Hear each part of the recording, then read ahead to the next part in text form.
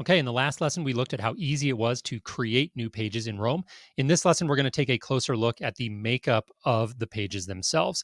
So, to start, I will click on My Journal, and you'll notice that largely speaking, the pages in Rome are comprised of two main sections. You have the writing section here at top, where as you would expect, you can write as many things as you want, and that's pretty straightforward. Not a lot to talk about there. But where things get really interesting in Rome is down here in the references section. This section is comprised of two sub components, the linked references here, as well as the unlinked references below. In this lesson, we're going to focus on the linked references. And in the next lesson, we'll talk a little bit about what those unlinked references are, what the differences are, and why you would use one versus the other. So, the first thing to note when we look at the linked references section of the My Journal page is that we are seeing a link back right here to the September 30th daily notes page.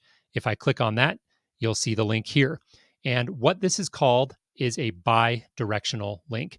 And this is one of the most important concepts in Rome.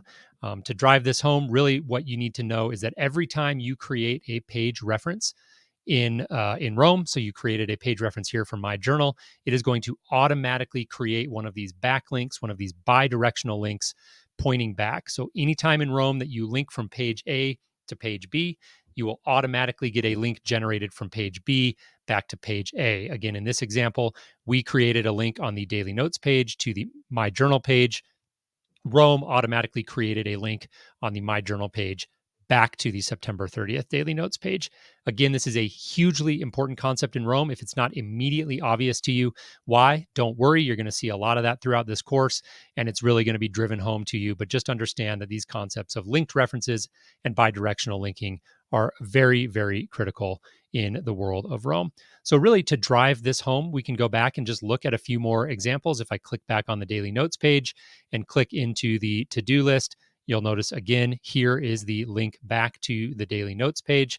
If I jump back here and maybe go to this new page example, once again, of course, you'll see the backlink here or the bidirectional link.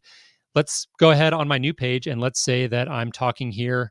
I'm writing something here about Albert Einstein. I'll hit my double brackets, create a page reference there to Albert Einstein.